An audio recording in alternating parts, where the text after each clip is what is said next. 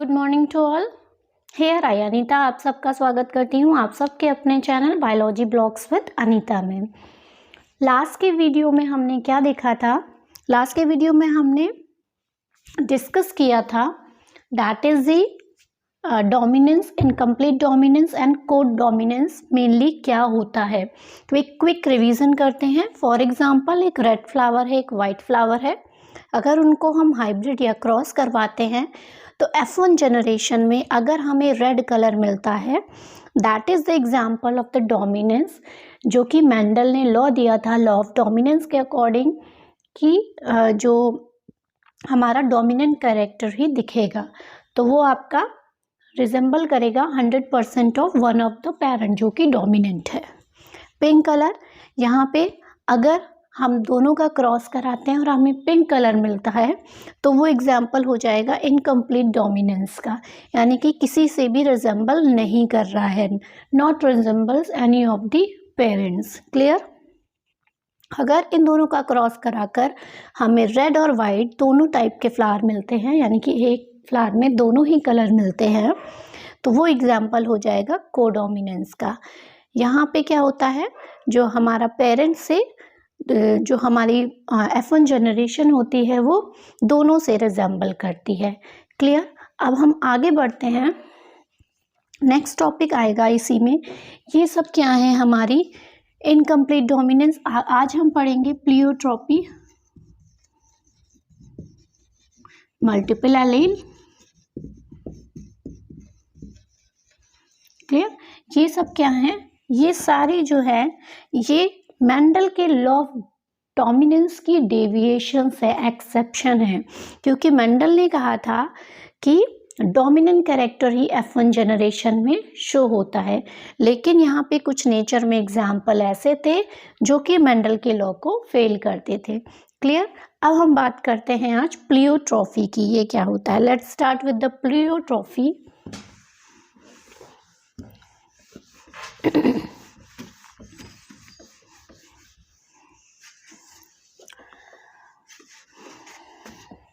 Now we are coming to the pleiotropy.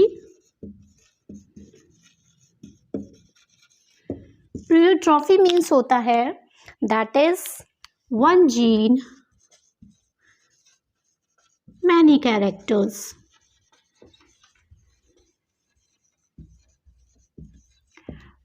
प्लियोट्रॉफी मतलब होता है कि एक जीन जो होगा वो कई कैरेक्टर शो कर सकता है, लेकिन जो हमारे मेंडल जी थे, मेंडल ने क्या कहा था अपने लॉज में कि one gene that is responsible for one character.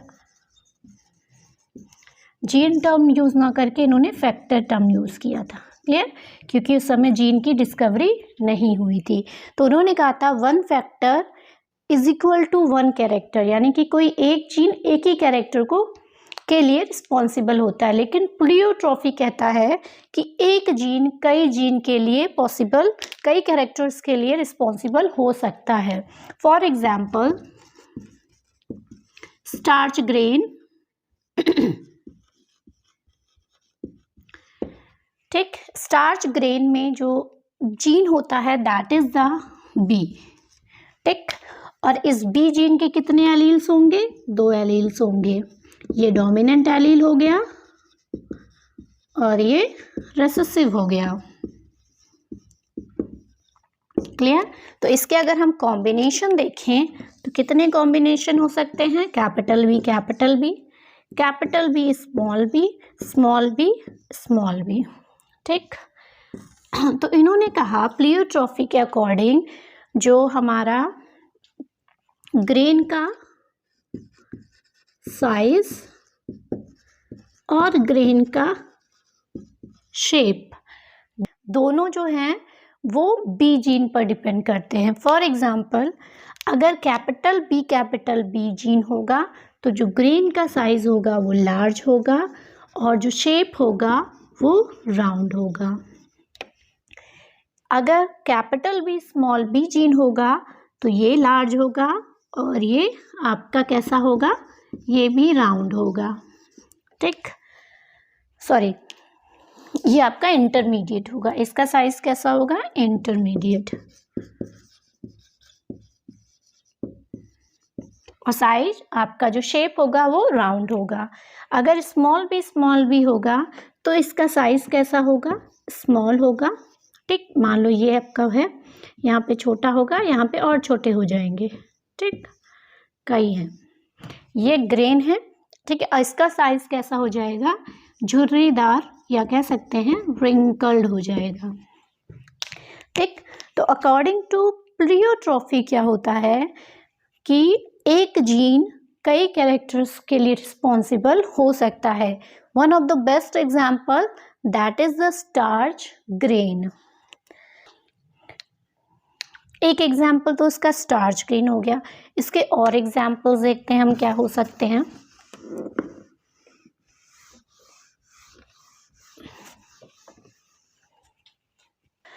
और एग्जाम्पल्स क्या हो सकते हैं, जो आपका ग्रोथ जीन होता है ह्यूमन बीइंग में, growth gene in human being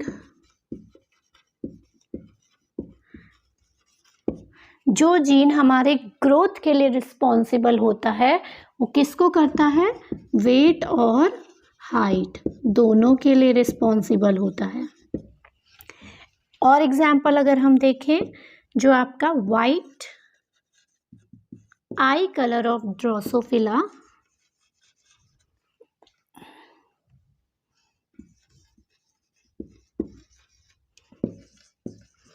जो वाइट कलर की आईज होती है उनका जो जीन होता है ड्रोसोफिला में, वो और किसके लिए रिस्पॉन्सिबल होता है, स्पर्माथीका के लिए। स्पर्माथीका क्या होता है, स्पर्माथीका जो होता है that is sperm storing organ होता है।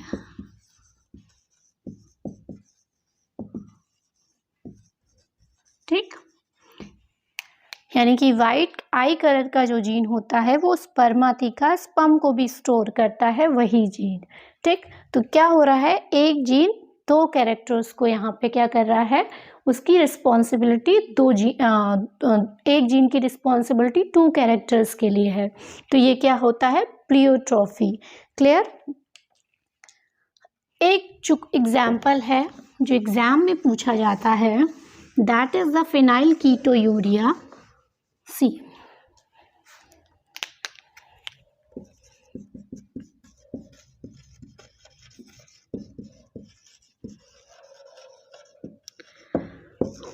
कीटोयूरिया होता है, ये एक टाइप की डिजीज होती है।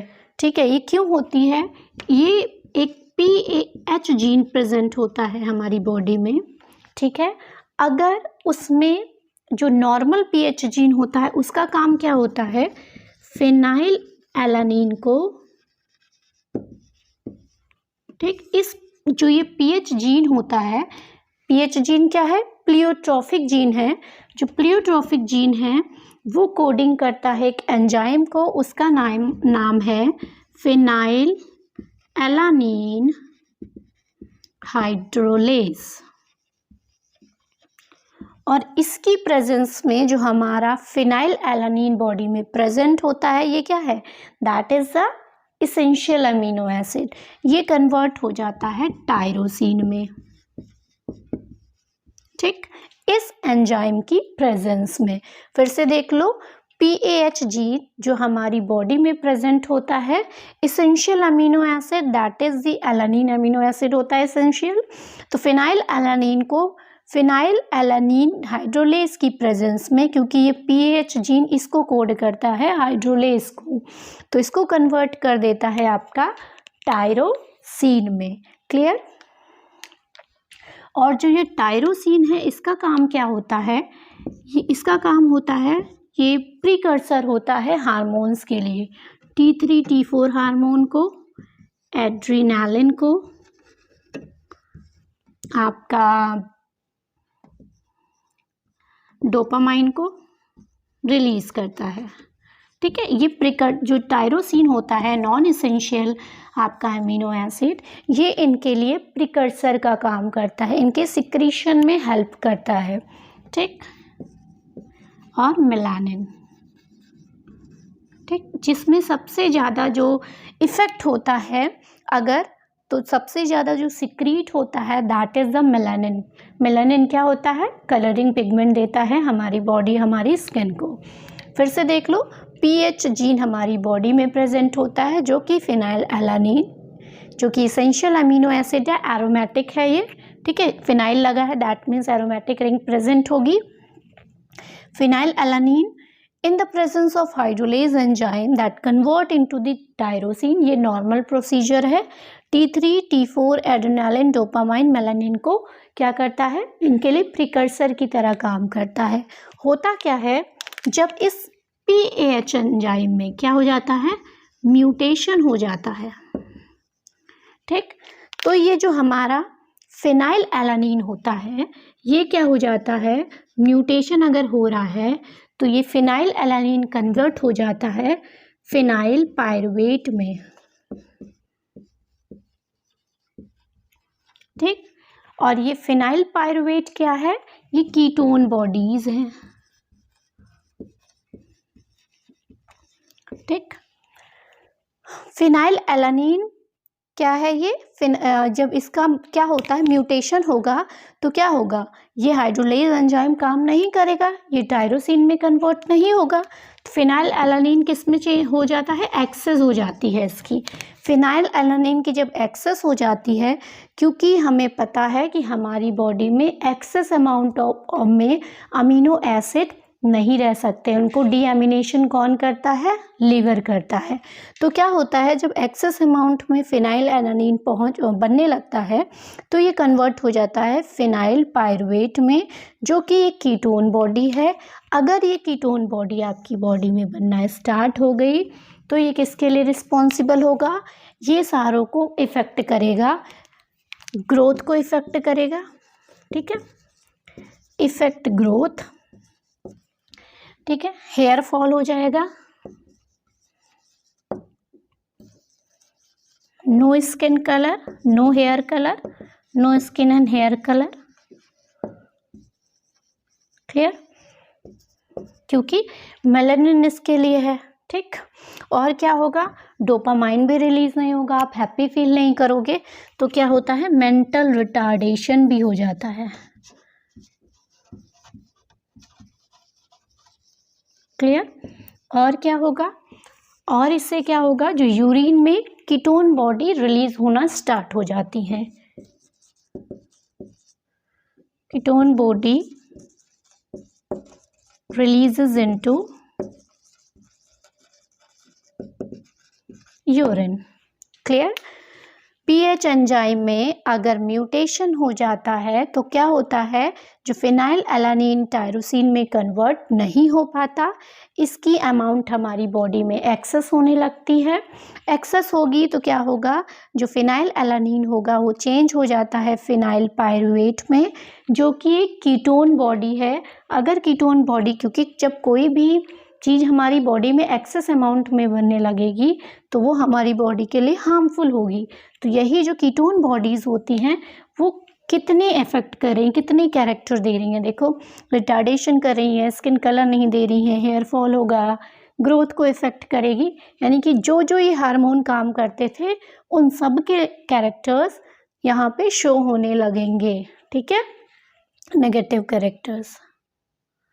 इतना क्लियर है? Now we are coming to the multiple allele.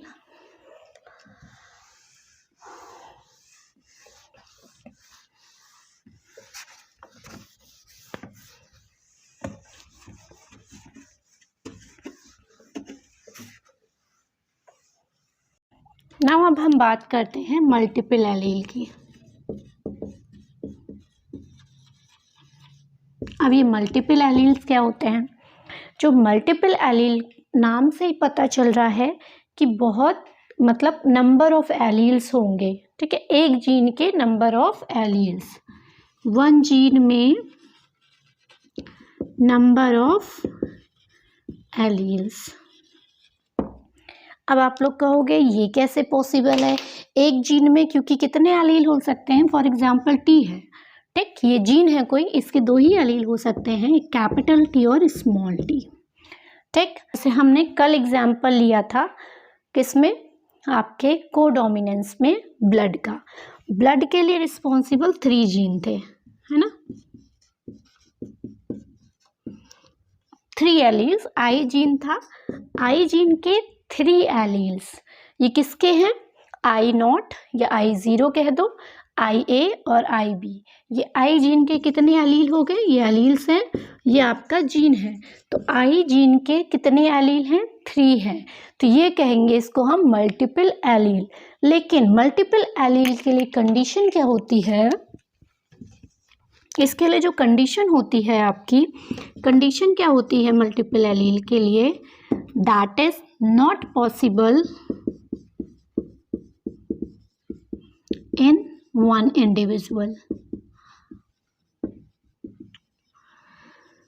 Multiple allele जो है केवल एक इंडिविजुअल में हम नहीं कह सकते। फॉर एग्जाम्पल, अगर हमारे अंदर आई के लिए कोई जीन प्रेजेंट होगा तो उसके 2 ही एलील्स होंगे, नॉट मोर देन दिस। लेकिन अगर हम 2 इंडिविजुअल की बात करें तो हमें एलील कितने मिल सकते हैं, मैक्सिमम एलील 4 मिल सकते हैं। अगर एक इंडिविजुअल ए है मान लो, एक बी है, ठीक, इसके अंदर एक क्रोमोसोम्स है, पेयर में प्रेजेंट होते हैं। मान लो एक के अंदर आई के लिए जो एलील प्रेजेंट है वो कौन सा है, ये है आपका ब्राउन, ठीक, और ये एलील ब्लू हो गया। यहाँ पे बात करें तो ये ब्लैक और ये ग्रे, कुछ भी हो सकता है आई के लिए। मान लो ये क्रोमोसोम्स नंबर मान लो 15 है, तो दोनों के, फॉर एग्जाम्पल अगर मेरे आई कलर के लिए कोई क्रोमोसोम्स 15 नंबर रिस्पॉन्सिबल है तो वही क्रोमोसोम्स आपके आइस के कलर के लिए भी रिस्पॉन्सिबल होगा। फर्क इतना होगा कि आपके अंदर उस जीन के एलील अलग होंगे और मेरे अंदर अलग होंगे, ठीक है। तो मल्टीपल एलील के लिए कंडीशन क्या होती है, एक इंडिविजुअल से ज़्यादा होना चाहिए, एटलीस्ट 2 और मोर देन 2। ये हम किस में लेते हैं, अगर हम मल्टीपल एलील की बात करें तो we are taking in population, clear. Multiple allele हम पॉपुलेशन में ही ले सकते हैं, सिंगल इंडिविजुअल में पॉसिबल नहीं है, क्लियर है। यहाँ पे भी देखो, अगर हम ब्लड ग्रुप में भी बात करते हैं तो इसके कितने, आपके कल जीनोटाइप आपने पढ़े थे, ब्लड में कितने जीनोटाइप हो सकते हैं, 6 जीनोटाइप हो सकते हैं। That is I A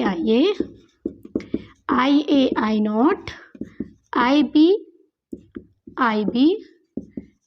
I not और आई बी आई नॉट और आई नॉट, ये ए के लिए,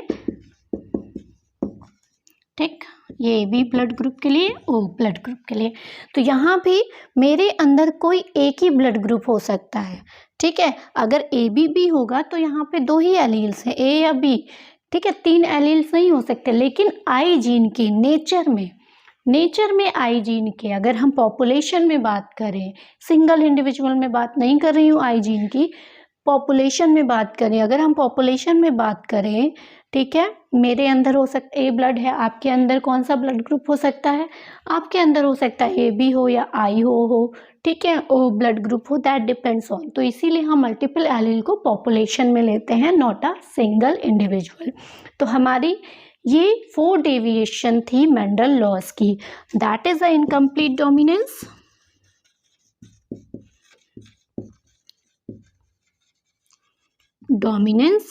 codominance, pleiotropy and multiple allele. जो हमारा मेन मेंडल लॉ था, उन्होंने कहा था कि डोमिनेंट कैरेक्टर शो करता है F1 जनरेशन में, लेकिन ये नेचर में इनके डेविएशन थे।